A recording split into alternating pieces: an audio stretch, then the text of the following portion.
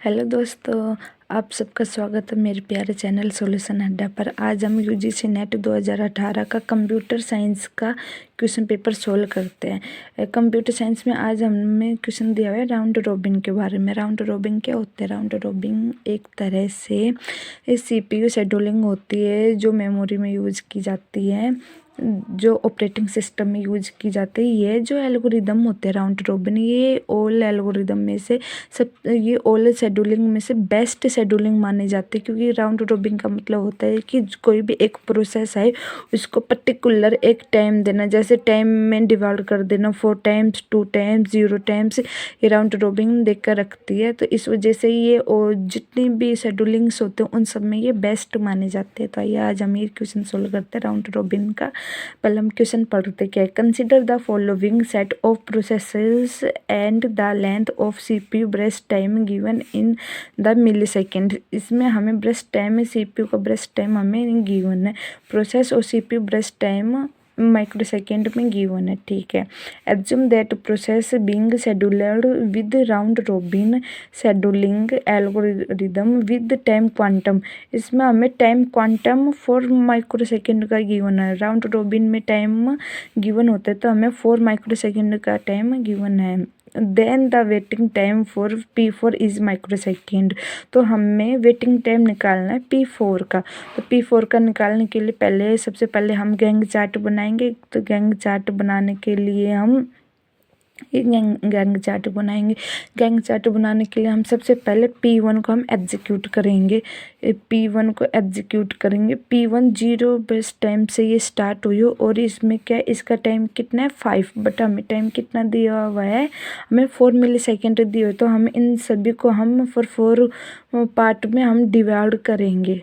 तो सबसे पहले P4 हमारे 0 से चली और 4 टाइम पर आकर ये रुक गई। और P1 का हमारा कितना टाइम था 5, और 4 हमने ले लिया तो कितना बचा 1 बचा। अब हम करेंगे P2 का हमें कितना टाइम गिवन है 7, P2 का 7 टाइम गिवन है। तो अब P1 से अब हम करेंगे P2। जो प्रोसेस पहले आई उसको पहले गैंग चार्ट में ऐड किया जाएगा और ये लेफ्ट टू राइट चलेगी। उसके बाद P2 हमारा कितना टाइम ले रहे, P2 7 ले रहे। तो लेकिन हमें तो 4 टाइम्स गिवन है तो इस वजह से हम यहाँ पर 4 टाइम करेंगे। और जो 7 था 7 में इसका कितना टाइम बच गया, अब इसका 3 टाइम बच गया। और P2 के बाद हमारी कौन सी प्रोसेस एग्जीक्यूट हुई, P3। तो P3 एग्जीक्यूट होने के बाद P3 एग्जीक्यूट हुई और P3 का ब्रेस्ट टाइम कितना है 6 है।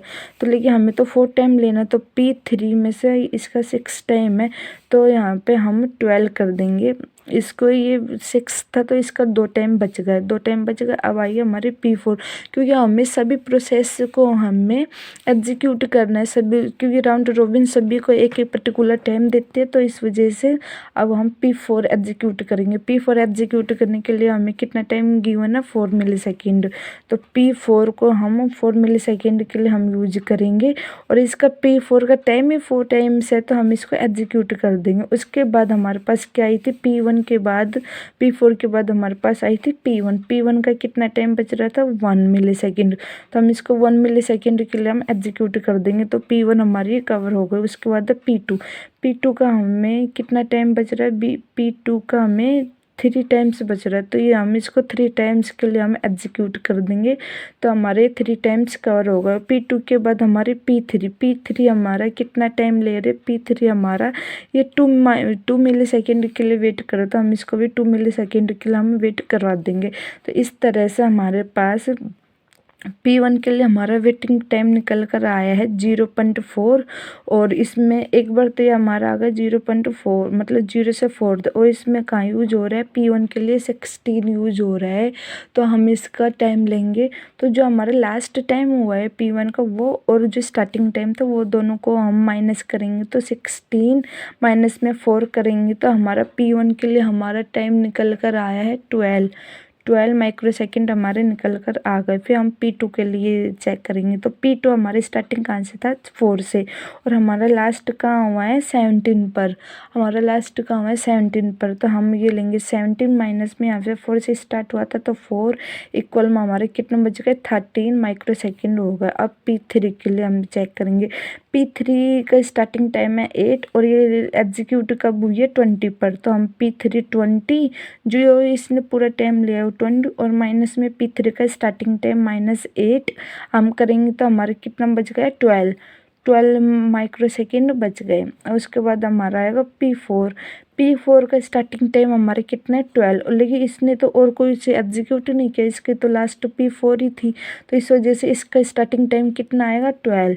तो हमारे P4 का वेटिंग टाइम कितना आ गया, 4 आ गया। और हमें क्वेश्चन में क्या दिया हुआ था, वेटिंग टाइम फॉर P4 का निकालना था। तो P4 का हमारे पास कितना वेटिंग टाइम आ गया, हमारा 12 वेटिंग टाइम आ गया। तो इस ऑप्शन में हमारे ये 12 हमारा एग्जीक्यूट हो जाएगा। P4 का हमारा वेटिंग टाइम 12 आ गया है। अगर आपको ये वीडियो अच्छी लगी और आपको राउंड रॉबिन समझ आया तो please like, subscribe and share ज़रूर कीजिए सॉल्यूशन अड्डा को। Thank you.